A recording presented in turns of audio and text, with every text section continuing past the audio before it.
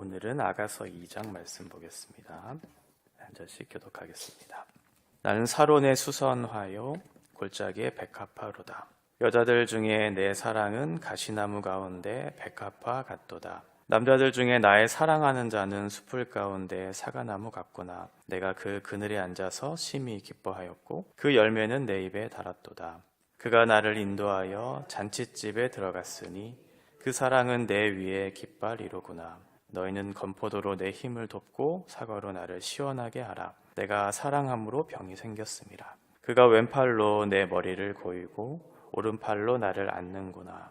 예루살렘 딸들아, 내가 노루와 들사슴을 두고 너희에게 부탁한다. 내 사랑이 원하기 전에는 흔들지 말고 깨우지 말지니라. 내 사랑하는 자의 목소리로구나. 보라, 그가 산에서 달리고 작은 산을 빨리 넘어오는구나. 내 사랑하는 자는 노루와도 같고 어린 사슴과도 같아서 우리 벽 뒤에 서서 창으로 들여다보며 창살 틈으로 엿보는구나. 나의 사랑하는 자가 내게 말하여 이르기를 나의 사랑 내 어여쁜 자야, 일어나서 함께 가자. 겨울도 지나고 비도 그쳤고 지면에는 꽃이 피고 새가 노래할 때가 이르렀는데 비둘기의 소리가 우리 땅에 들리는구나. 무화과 나무에는 푸른 열매가 익었고 포도나무는 꽃을 피워 향기를 토하는구나. 나의 사랑 나의 어여쁜 자야, 일어나서 함께 가자. 바위 틈 낭떠러지 은밀한 곳에 있는 나의 비둘기야, 내가 내 얼굴을 보게 하라. 내 소리를 듣게 하라. 내 소리는 부드럽고 내 얼굴은 아름답구나. 우리를 위하여 여우 곧 포도원을 허는 작은 여우를 잡으라. 우리의 포도원에 꽃이 피었음이라. 내 사랑하는 자는 내게 속하였고 나는 그에게 속하였도다. 그가 백합화 가운데에서 양떼를 먹이는구나. 내 사랑하는 자야, 날이 저물고 그림자가 사라지기 전에 돌아와서 베데르산의 노루와 어린 사슴 같을지라. 아멘. 서로를 사랑하고 하나 되기를 원하는 남녀 간의 사랑 이야기를 우리가 살펴보고 있습니다. 어제 우리가 보았던 것처럼 그 사랑은 그 존재 자체로 사랑하는 것이었고 포도주보다 진한 그런 사랑, 그 사랑이 이제 시작되고 있고 싹이 터서 오늘 2장에서는 그 싹이 점점점 완성되어져 가는 그것을 우리가 확인해 볼 수 있습니다. 어제와 같이 여자와 남자의 대화가 계속해서 이어지고 있고 1절에 보면 여자가 이런 고백을 해요. 나는 사론의 수선화요 골짜기의 백합화로다. 스스로를 사론의 수선화 그리고 골짜기의 백합화다 이렇게 고백을 하고 있고요. 그리고 남자는 2절에서 여자들 중에 내 사랑은 가시나무 가운데 백합화 같다 이렇게 얘기하고 있어요. 그러니까 여자는 자신을 수선화 골짜기의 백합화라고 얘기하고 있지만 남자는 그 여자를 향해서 그것보다 더 접근하기 어려운 가시나무 한 밭 가운데 있는 백합화다 이렇게 얘기하고 있죠. 이 말은 어떤 다른 여자들은 그냥 가시나무에 불과하다는 거예요. 그런데 내가 사랑하는 그 여인은 하나의 꽃, 유일한 꽃이죠. 백합화라고 그렇게 고백을 하고 있는, 내 눈에는 그 여인밖에 보이지 않는다라고 그렇게 고백을 하고 있어요. 여자도 마찬가지로 3절에 보면 내 남자는 숲을 가운데 사과나무 같다. 숲을 가운데 사과나무 같다. 숲을 가운데 나무가 선다는 것 자체도 사실은 상상하기 어려운 일인데 팔레스타인 지역에서는 사과나무가 거의 흔치가 않았었거든요. 굉장히 낯선 거예요.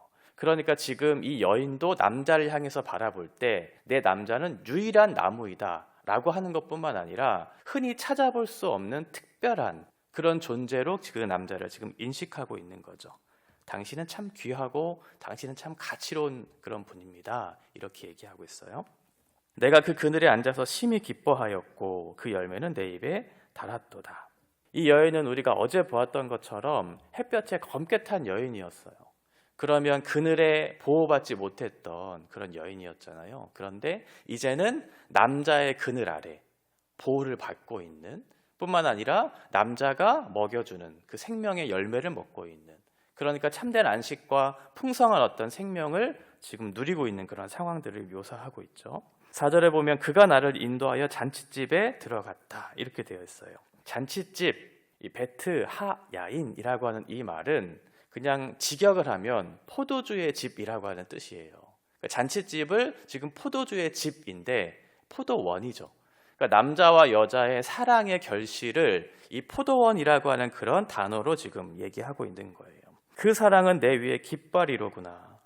그 사랑이 높이 솟아서 펄럭이고 있는, 힘차게 펄럭이고 있는 그런 것을 묘사하면서 지금 여인을 향한 남성의 사랑이 그만큼 높이 솟아있고 힘차게 그 여인을 사랑하고 있는 것을 묘사해주고 있어요. 그러니까 그 사랑으로 인해서 그 여인은 굉장한 큰 기쁨과 즐거움을 지금 가지고 있는 그런 상황이겠죠. 5절을 보면 내용이 조금 어려워서 제가 세번역으로 읽어드릴게요. 그러면 조금 더 이해가 쉬울 것 같아요. 세번역에는 건포도 과자를 주세요. 힘을 좀 내게요. 사과 좀 주세요. 기운 좀 차리게요. 사랑하다가 나는 그만 병들었다오. 이렇게 되어 있어요. 그러니까 이 여인은 지금 너무 힘든 것을 지금 표현하고 있는 거죠. 건포도랑 사과를 좀 달라. 내가 기운을 차리게. 나에게 힘을 좀 달라. 이렇게 얘기하고 있어요. 뭐 크게 아픈 것은 아니고 이 여인이 남성을 그 남자를 향한 그 사랑의 마음이 너무나 커서 지금 상사병에 걸린 거예요. 그러니까 이게 5장 8절에 한 번 더 언급되고 있거든요. 그러니까 이 여인이 그 남자의 사랑에 대한 그 갈망이 얼마나 컸는지를 다시 한번 확인해주는 그런 내용인 거죠. 그러면서 남자가 자신을 얼마나 사랑하고 있는지를 자랑해요. 6절에 보면 왼손으로 팔베개를 해주고 오른손으로 나를 안아주고 있다. 나를 그늘의 그 쉼에 그늘 아래 쉬게 할 뿐만 아니라 나에게 생명의 양식을 먹여줄 뿐만 아니라 나를 따뜻하게 안아주면서 나를 보호해주고 있는, 그러니까 그 여인은 굉장한 안정감을 그렇게 취하고 있겠죠. 그 내용을 자랑하는 거예요. 그러면서 한 가지 부탁을 해요. 7절에 사랑이 원하기 전까지는 흔들어 깨우지 말라. 나를 깨워주지 말라는 거예요.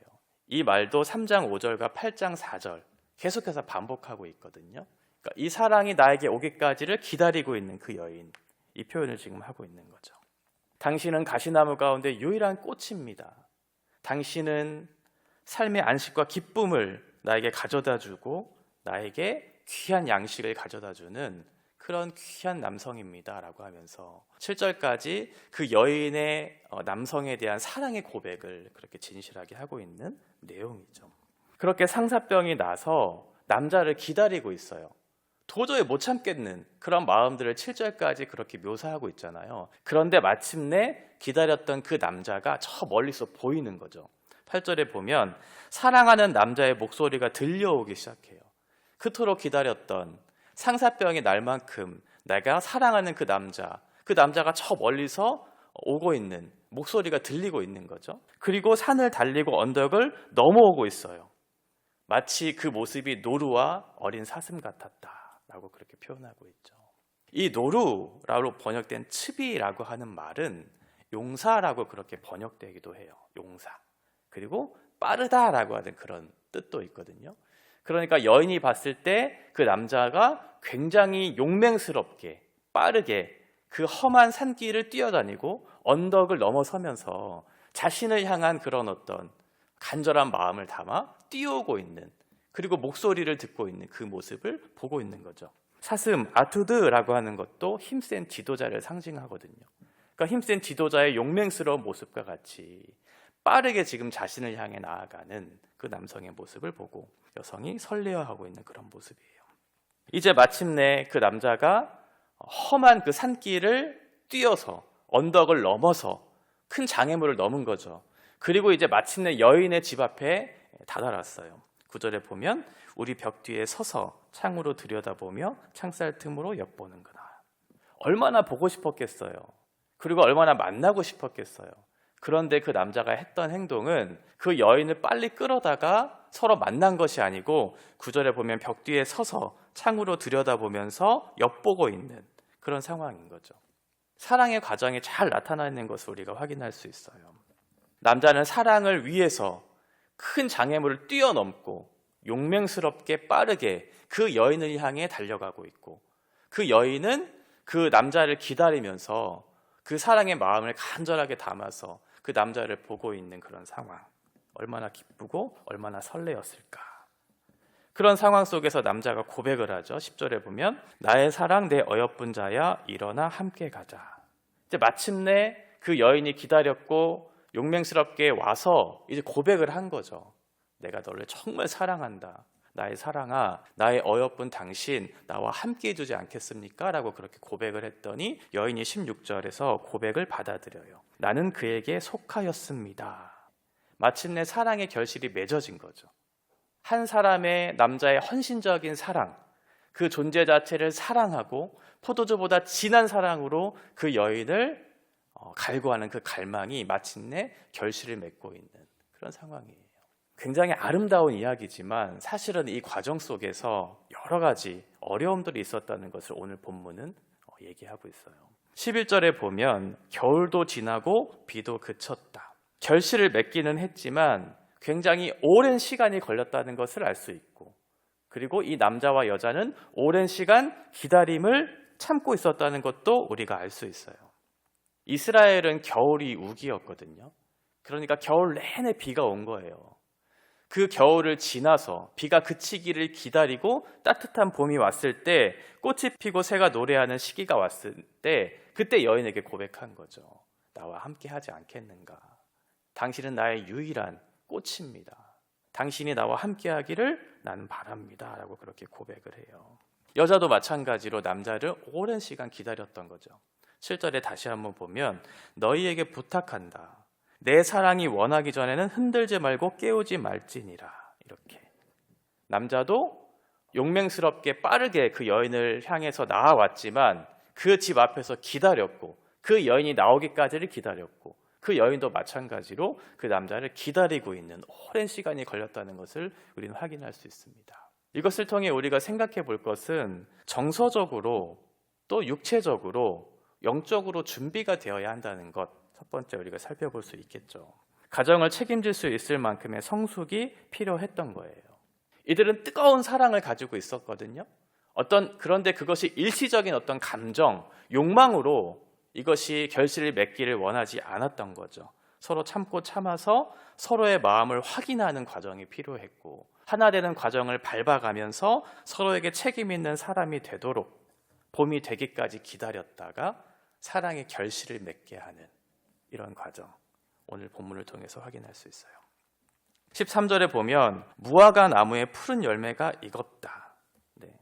사실은 무화과 이 열매는 6월, 7월, 그러니까 여름 시즌이 되어야 열매가 이렇게 무르익거든요. 그런데 지금 봄이 되었다는 건 3, 4월밖에 안 됐다는 거거든요. 이 3, 4월이 됐을 때는 그냥 단순히 잎이 돋기 시작하는 그런 상황이에요. 그러니까 지금 이제 막 잎이 돋았다는 건 서로 사랑이 시작됐다는 거죠. 초기 단계를 얘기하는 거예요. 푸른 열매가 맺은 것처럼 이제 막 서로의 고백을 확인하고 서로가 이제 시작하는 단계를 지금 얘기하고 있죠. 포도나무는 꽃을 피워 향기를 토하는구나. 나의 사랑 나의 어여쁜 자야, 일어나서 함께 가자. 계속해서 남자는 구애를 하고 있죠. 14절에 보면 바위 틈 낭떠러지 은밀한 곳에 있는 나의 비둘기야, 내가 내 얼굴을 보게 하라, 내 소리를 듣게 하라. 바위 틈 낭떠러지는 굉장히 은밀한 곳, 사람이 함부로 접근하지 못하는 거죠. 이건 그 여인의 순결성을 얘기해요. 함부로 접근하지 못하는 그 낭떠러지에 있는 그 여인. 그러니까 그 여인은 함부로 자신을 누구에게 내어준 적이 없는 여인이죠. 다른 사람의 손길이 닿지 않는 그 여인에게 얘기해요. 나에게 얼굴을 좀 보여달라. 그리고 나에게 좀 목소리를 좀 들려달라. 이렇게 얘기하고 있는 거죠. 그 여인도 자신의 순결을 지키면서 나를 사랑해줄, 또 내가 사랑할 그 남자를 기다리면서 지금까지 기다렸던 거죠. 그리고 남자도 그것을 알았고 그 여인을 맞이하기를, 나에게 좀 얼굴을 비춰주십시오. 나는 당신의 목소리를 듣고 싶습니다. 라고 하는 그런 사랑의 고백을 하고 있어요. 오랫동안 기다렸는데 그러면 그 기다림이 바로 결실을 맺으면 좋잖아요. 그런데 그들에게 있어서 또 한 가지의 장애물, 문제가 생겨요. 그게 뭐냐면 15절이에요. 포도원을 허는 여우들이 있었던 거죠. 네. 원문에 보면 2인칭 복수로 되어 있어요. 여우들로 이렇게 되어 있어요. 그러니까 이 포도원, 남자와 여자의 사랑의 결실로 맺어진 상징적인 이 포도원을 허무는, 그 관계를 깨트리려고 하는 수많은 여우들이 있다라는 것을 얘기하고 있는 거죠. 남자가 이것을 잡아서 해결하지 않으면 이 남녀의 관계가 결실을 맺을 수 없는 그런 상황에 대해서 얘기하고 있어요. 그런 면에서 사랑은 마음만으로 하는 것이 아니다. 서로의 사랑을 고백했잖아요. 7절까지. 남자도 그에 대해서 응답했고. 사랑은 그 마음만으로 되는 게 아니죠. 그리고 오랜 기다림의 과정도 필요해요. 내가 당장 일시적인 어떤 욕망을 가지고 내가 사랑해야지, 서로 관계를 맺어야지, 이게 아니고 서로에 대해서 책임 있게 사랑할 수 있는 정서적이고 신체적이고 영적인 그런 준비들이 필요하다는 것 확인할 수 있고, 또 하나는 현실적인 문제가 가로막을 때 이 문제를 해결해야 하는 구체적인 상황들도 있다는 것, 오늘 본문은 얘기해주고 있어요. 예수님이 우리에게 찾아오실 때도 수많은 장애물들을 이렇게 넘어서 찾아오셨죠. 거친 산을 지나서 언덕을 넘어서 우리에게 찾아오셨죠. 겟세마네에서 땀이 피가 되도록 기도하시고, 갈보리 언덕을 넘으셔서 우리에게 찾아오신 그 예수님의 사랑. 그런데 우리를 강압적으로 끌어다가 네가 나를 믿어야 된다, 그래야 구원받을 수 있다고 우리를 머리채 잡고 끌고 온 것이 아니고, 그 사랑을 힘입어서 우리에게 스스로 반응할 수 있도록 기다리셨죠. 오래 참으시고 인내하시면서 그 십자가의 사랑에 반응하도록 우리를 기다리셨어요. 그리고 마침내 그 사랑에 반응한 사람들은 그 포도나무 아래 거하면서 그 생명에 부여한 양식들을 먹고 마시면서 그 하나님의 사랑 안에 거하게 되죠. 그런데 예수 믿고 나서 그 생명의 부유함들을 먹고 마시는 중에 우리가 늘 잔잔하게 평안하게 기쁨과 즐거움으로 우리의 인생을 살아가는가? 그렇지 않아요. 하나님과의 깊은 관계를 맺고자 하는 오랜 갈망도 있었고 기다림도 있었는데, 그 관계를 계속해서 깨트리려고 하는 수많은 여우들이 우리 가운데 있어요. 주님을 따라가는 길에 염려와 근심이 찾아오기도 하고, 때로는 예수님에 대한 불신의 마음이 생겨나서 그 관계를 깨트리려고 할 때 우리는 어떤 일들을 행해야 하는가? 그 주님과의 연합을 방해하는 수많은 요소들을 제거해가면서 하나님과의 깊은 영적인 교제들을 누려야 하는 거죠. 이런 일들도 우리에게 필요하다는 거예요. 오랜 기다림과 장애물을 넘어서 찾아온 남자를 향해서 여자가 이렇게 얘기합니다. 16절에 내 사랑하는 자는 내게 속하였고 나는 그에게 속하였다. 여자도 이제 남자의 사랑 안에 내가 거했다. 그 고백을 반응하고 그 고백을 받아준 거죠. 남자가 먼저 사랑을 고백했고 그 사랑에 대한 반응으로서 여자도 나도 당신께 속했습니다, 이렇게 얘기해요. 그런데 6장 3절에 가면 순서가 바뀌기 시작해요. 뭐라고 되어 있냐면 나는 내 사랑하는 자에게 속하였고 내 사랑하는 자는 내게 속했다. 그러니까 이제는 여자가 먼저 사랑을 표현하고 그 여자에 대한 사랑에 대한 반응으로 남자가 속하였다, 이렇게 되어 있는 거죠. 그리고 7장 10절에 가면 형태가 달리 바뀌어요.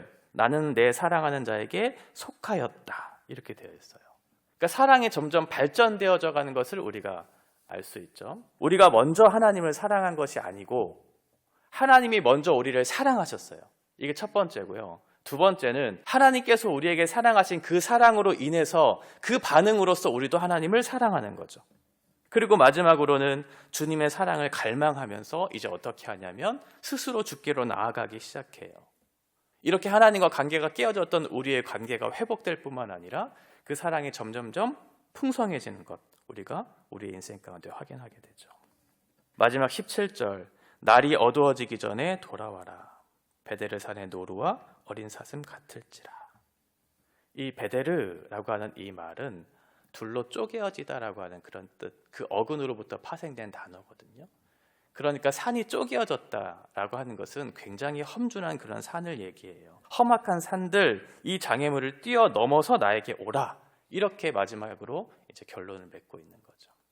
사랑에는 상사병이 날 만큼 진실하고 간절한 고백이 있어요.